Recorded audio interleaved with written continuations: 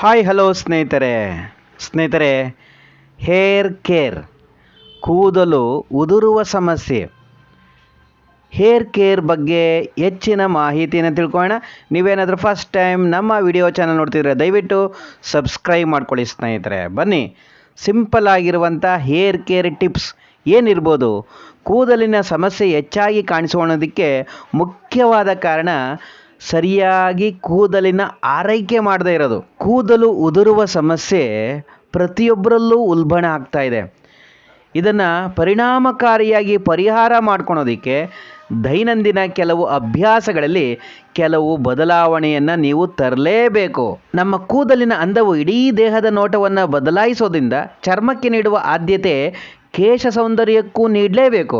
ನಾವು ತಿನ್ನುವ ಆಹಾರ, ಹವಾಮಾನ, ಹೊರಗಿನ ಮಾಲಿನ್ಯ ಎಲ್ಲವೂ ಕೂದಲು ಮತ್ತು ಚರ್ಮದ ಮೇಲೆ ಪರಿಣಾಮ ಬೀರುತ್ತೆ.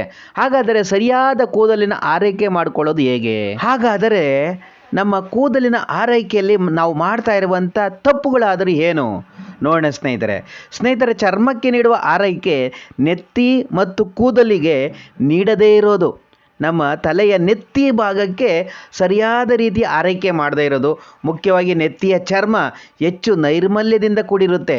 ಇದು ನೆತ್ತಿಯ ಅನೇಕ ಸಮಸ್ಯೆಗಳಾದಂಥ ತಲೆ ಒಟ್ಟಿರ್ಬೋದು, ತುರಿಕೆ, ಸಿಪ್ಪೆ ಹೇಳೋದು ಇವೆಲ್ಲ ಉಲ್ಬಣ ಆಗುತ್ತೆ. ನೆತ್ತಿಯ ಚರ್ಮ ಸಂಪೂರ್ಣವಾಗಿ ಕೂದಲಿನಿಂದ ಮುಚ್ಚಲ್ಪಟ್ಟಿರುತ್ತದೆ. ಹಾಗಾಗಿ ಇದಕ್ಕೆ ಪ್ರತ್ಯೇಕವಾಗಿ ಹೆಚ್ಚಿನ ಕಾಳಜಿ ವಹಿಸುವುದು ಬಹಳ ಮುಖ್ಯ. ಹಾಗಾದರೆ ನಮ್ಮ ತಲೆ ಕೂದಲಿನ ನೆತ್ತಿಯ ಭಾಗವನ್ನು ಯಾವ ರೀತಿ ಆರೈಕೆ ಮಾಡ್ಕೋಬೇಕು? 2 ಬಾರಿಯಾದರೂ ತಲೆ ಸ್ನಾನ ಮಾಡಬೇಕು. ಇದು ಬಹಳ ಮುಖ್ಯವಾದದ್ದು. ಹಾಗೆ ನಾವು ಬಳಸುವಂಥ ಶಾಂಪುಗಳು ಅದು ರಾಸಾಯನಿಕ ಮುಕ್ತವಾಗಿರುವಂಥ ಶಾಂಪುವನ್ನೇ ಬಳಸಬೇಕು. ಅಥವಾ ಸೀಗೆಕಾಯಿಯನ್ನು ನಾವು ಹಿಂದಿನ ಕಾಲದಲ್ಲಿ ಏನು ಬಳಸ್ತಾ ಇದ್ದೇವೆ, ಸೀಗೆಕಾಯಿಯನ್ನಾದ್ರೂ ಬಳಸಬೇಕು. ಹಾಗೆ ತೈಲವನ್ನು ನೆತ್ತಿಯಲ್ಲಿ ಹಾಕಿ ಒಂದು ಸ್ವಲ್ಪ ಲೈಟಾಗಿ ಮಸಾಜನ್ನು ಮಾಡಬೇಕು. ಇದರಿಂದ ಕೂದಲಿನ ಆರೈಕೆ ಪೋಷಕಾಂಶಗಳಿಂದ ಸಮೃದ್ಧವಾಗಿರುವಂತಹ ಆಹಾರವನ್ನು ಸೇವನೆ ಮಾಡೋದ್ರಿಂದ ಹಾಗೂ ಸಾಕಷ್ಟು ನೀರನ್ನು ಕುಡಿಯೋದ್ರಿಂದ ಆರೈಕೆ ಚೆನ್ನಾಗಾಗುತ್ತೆ. ನೆತ್ತಿ ಮತ್ತು ಕೂದಲಿನ ಆರೈಕೆಗೆ ಮಾರುಕಟ್ಟೆಯಲ್ಲಿ ಸಾಕಷ್ಟು ಉತ್ಪನ್ನಗಳು ದೊರೆಯುತ್ತವೆ.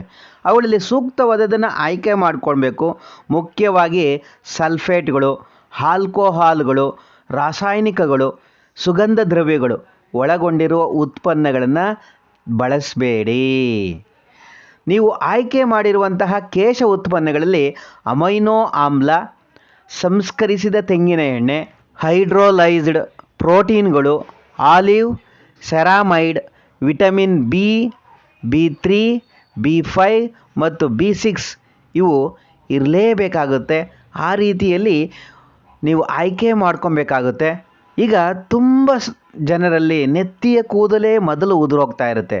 ಕಾರಣ ಏನು ಇರ್ಬೋದು ಅಂತ ನೋಡಿದಾಗ ತುಂಬ ಜನರು ಮಾಡುವಂತಹ ಮೊದಲನೇ ತಪ್ಪು, ಶಾಂಪುವನ್ನು ಕೂದಲಿನ ಹೆಚ್ಚಾಗಿ ನೆತ್ತಿಯ ಭಾಗಕ್ಕೆ ಹಾಕ್ತಾರೆ.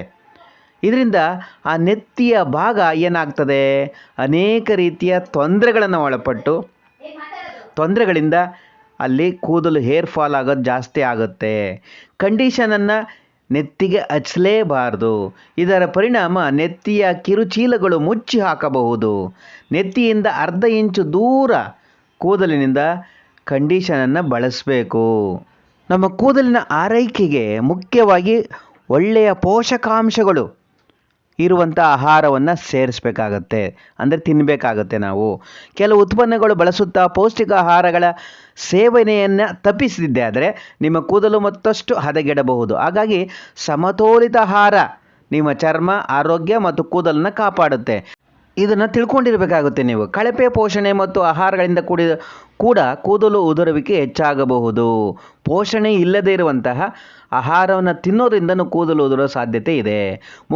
ಮುಖ್ಯವಾಗಿ ಒಮೆಗಾ 3, ಒಮೆಗಾ 6 ಇರ್ಬೋದು, ಆ್ಯಂಟಿ ಆಕ್ಸಿಡೆಂಟು, ಫೋಲೇಟು, ಕಬ್ಬಿಣ, ವಿಟಮಿನ್ ಎ ಹಾಗೆ ಸಿ ಇರುವಂತಹ ಆಹಾರವನ್ನು ಹೆಚ್ಚಾಗಿ ಸೇವನೆ ಮಾಡಬೇಕು. ಇದರಿಂದ ಏನಾಗುತ್ತೆ, ನಿಮ್ಮ ಕೂದಲಿನ ಆರೈಕೆ ಹೆಚ್ಚಾಗುತ್ತೆ, ಚೆನ್ನಾಗಿರುತ್ತೆ.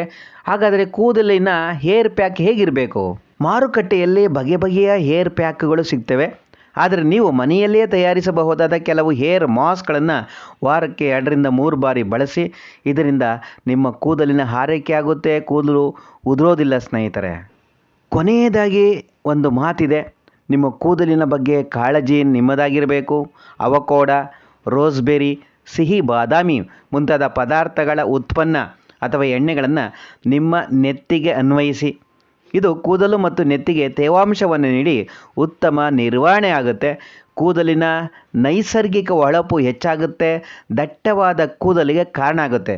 ಸ್ನೇಹಿತರೆ, ನೀವೇನಾದ್ರು ಫಸ್ಟ್ ಟೈಮ್ ನಮ್ಮ ವಿಡಿಯೋ ಚಾನಲ್ ನೋಡ್ತಿದ್ರೆ ದಯವಿಟ್ಟು ಸಬ್ಸ್ಕ್ರೈಬ್ ಮಾಡ್ಕೊಳ್ಳಿ, ಲೈಕ್ ಮಾಡಿ, ಕಮೆಂಟ್ ಮಾಡಿ.